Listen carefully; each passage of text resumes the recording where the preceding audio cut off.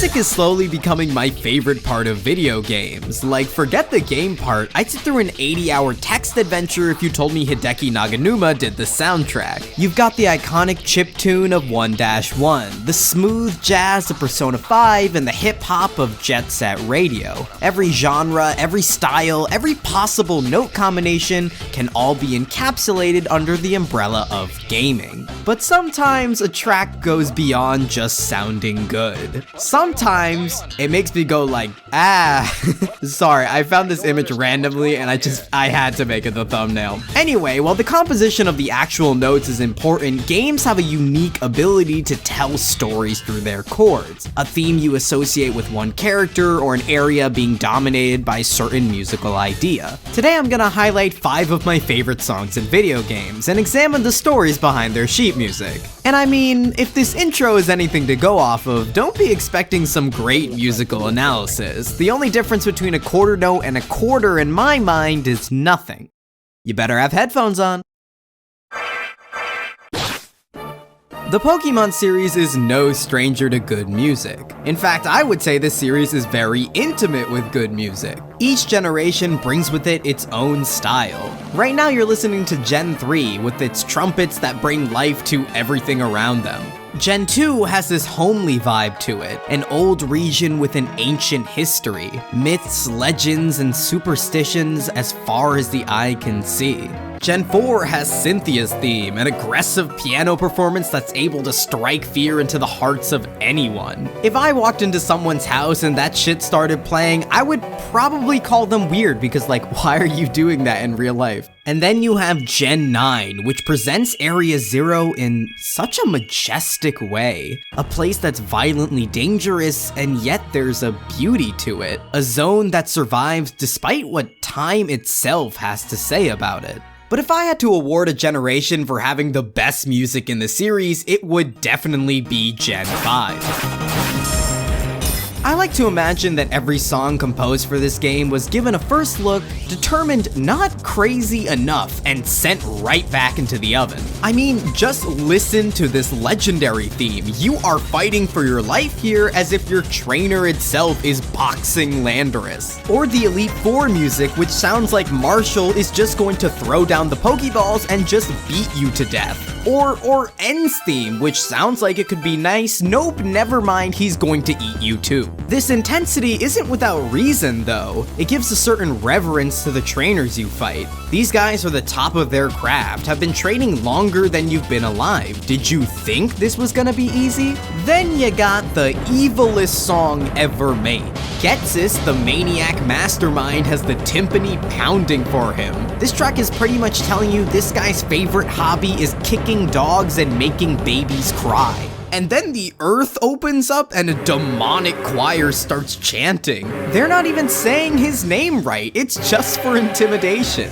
These tracks, while good, aren't my highlight though. The best piece of music in the series is actually a joint effort across 2 games and 2 themes. We start in Black and White, where the player is up against Team Plasma. Throughout the journey, you see them do awful things, mainly trying to forcibly separate people and Pokemon. The thing is though, that's not what they present to the general public. Even though they're led by, you know, Dog Kicker 88, their stated mission is to separate people and Pokemon because it's harmful for Pokemon to be with humanity. In a world where these creatures are locked up in balls and forced out into battle, they might have a point here. It presents a really interesting moral conflict. Some people in Unova are actually convinced to give up their partners voluntarily, and while yes, Team Plasma as a whole is evil, their king genuinely believes people and Pokemon should be separated, and there are various grunts throughout the game that echo this sentiment. Both their dress and theme in battle represent this. They look like medieval knights, ones with goals of righteousness and loyalty. It looks kinda dumb and very impractical, but it definitely signals to the people who don't know what goes on behind the scenes that these are the good guys. Their battle song is quite light compared to other teams. Not to say that it's not intimidating, but there's an extra element of heroism in here. That part in the middle, right before it goes into the main melody once again, always read to me as the good part of Team Plasma shining through.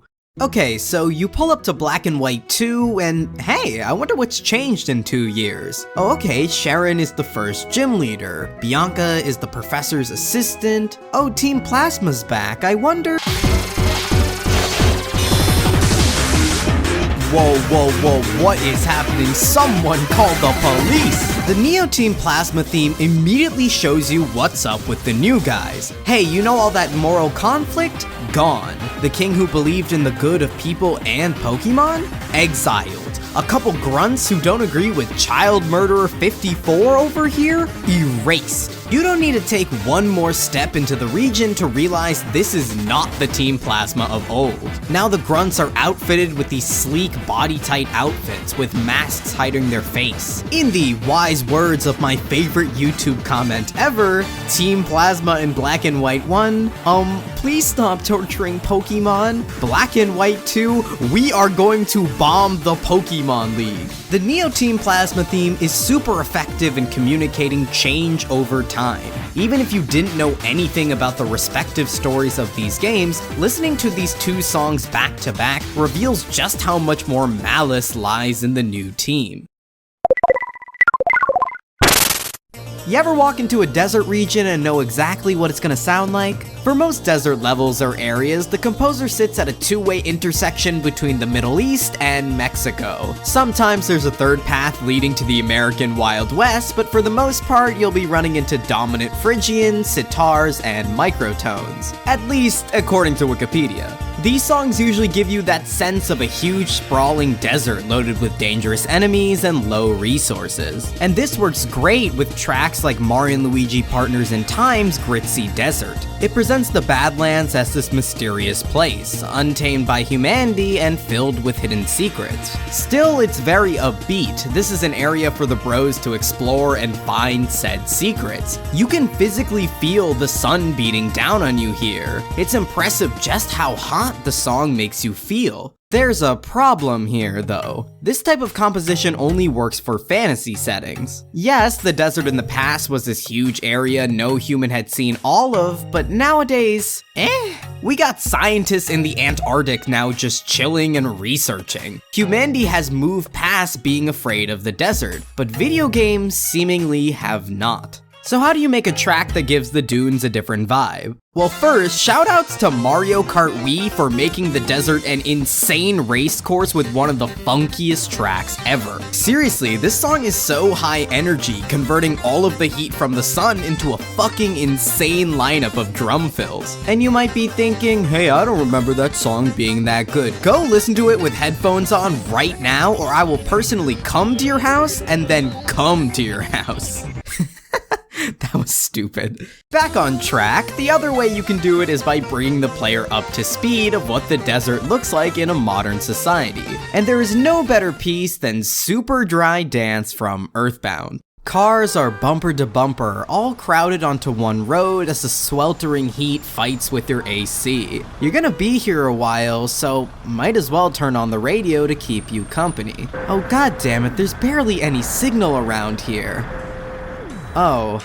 Better than nothing, I guess. Super Dry Dance is the perfect encapsulation of what the modern day desert sounds like. You are far from the city, but not too far. Salvation is right down Route 80 if you've got enough gas to make it there. The poor signal noises not only symbolize the modernization of the desert, but also represent what's actually happening in the game of Earthbound. There's a huge traffic jam preventing you from just walking down the road, so you have to go around it. I can just imagine the people all playing from their radios, just trying to make it home from work while Ness and Co. hear the car horns over the desert winds. And yes, beyond the car radios, this does sound like very stereotypical desert music, but I can excuse it here. First, since Eagleland is based off America, it's likely Dusty Dunes Desert is actually based off the Tex-Mex area, and second, the world of Earthbound is seen through the lens of Ness, who's just a kid at this point in the journey. It's probably what he thought the desert would sound like from watching watching TV or something. Later in the game, there's another sandy area known as Scaraba, which does present that mysterious, untamed fantasy desert, and honestly, its music suffers because of that. It does sound much better. I'm sure that radio static was getting annoying after a little while, but it doesn't say anything meaningful. All I know about the people here is that they live in the desert. Super Dry Dance is somehow able to characterize an entire area between its notes,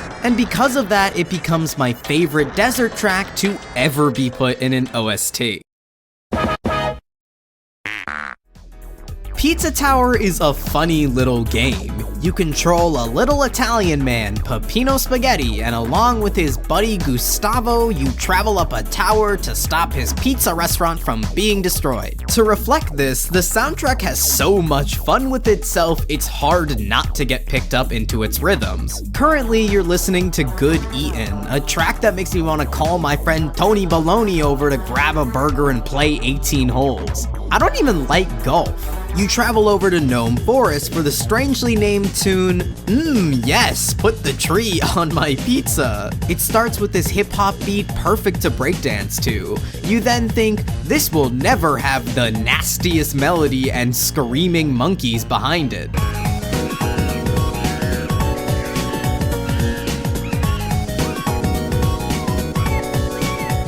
Ugh, it's so filthy. You've also got the Wild West whistling of Yeehaw Delivery Boy. By the time the samples of Jet Set Radio come in, I've already hopped on my horse and set out to find gold in California. Pizza Tower is cute and funny. Every stage a food-related pun, every enemy a form of cheese. It is then the two levels that sound like complete chaos that stick out completely. I was originally gonna give this spot to Thousand March, the horrifying track that plays during war. The first section of the song is so surprisingly raw. It doesn't glorify conflict or pretend there's honor on the battlefield. No, this is just an honest depiction of the worst thing humans do to each other. The track is marked with sounds of ringing whistles, explosions, and the constant stomping of boots. The ticking timer at the bottom keeps pushing you further into the line of fire. It doesn't even pause in the bonus stages. Coupled with the fact that Peppino is confirmed to be a war veteran, which is a crazy sentence, this level becomes so twisted. It's as if the tower decided that if it can't stop him physically, it will stop him mentally. But even with this piece's uniqueness within the Pizza Tower OST, its general idea is something I've heard before. Like, a crushing song that slowly turns more hopeful as you push through is a certified classic. Now, something I've never heard before comes from the other level that takes itself surprisingly seriously, and that level is the final boss. It starts off normal enough. You're engaged in a battle against Pizza Face. He's the one who's been threatening to destroy your store and the one to set up this elaborate tower in the first place. It feels good to lay the beat down on this guy who's been chasing you through the entire game. I've had countless runs end to just barely missing the door as this cheese-topped fuck comes flying in. Points of health pass, and wow, this is really easy. Yeah, it gets a little bit harder with more things on the screen, but for a final boss, a little disappointing. I'm not worried though, every boss in this game has had a second phase, sometimes even a third one. But no matter what the game has in store, I'm sure I can handle it. Who's that? Unexpectancy Part 2 is the single most chaotic song I've ever listened to.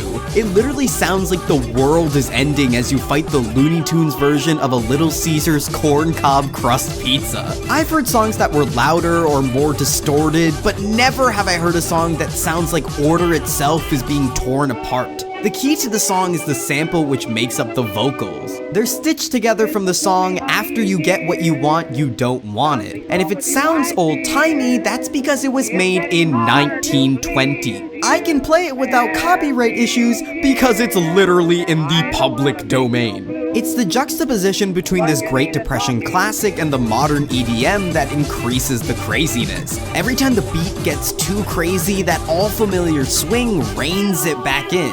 Or at least it tries to, until eventually it also breaks down into house music. It gives the feeling that the world we know, the one with traditional instrumentation and the human voice, is falling apart to give way to madness. Something unknown is tearing into reality, and that thing is a chain mascot with a slice of pizza for a head. Yeah, I guess that sounds kinda silly now that I say it out loud. But let's refocus back on that sample, because there's more to it. Other than just sounding good, the lyrics of the song tell a story of a person who wants more and more, because every time they get what they want, they don't want it anymore. It's a bit of a downcast song with heat bars like, "If I gave you the moon, you'd grow tired of it soon, and though I sit upon your knee, you'll grow tired of me." It pretty accurately characterizes our cartoon villain without knowing a ton of backstory. Even after growing a massive corporation, even after creating this massive spire dedicated to him, he feels the need to torment our main character. Pizza Head is the natural endpoint of the person in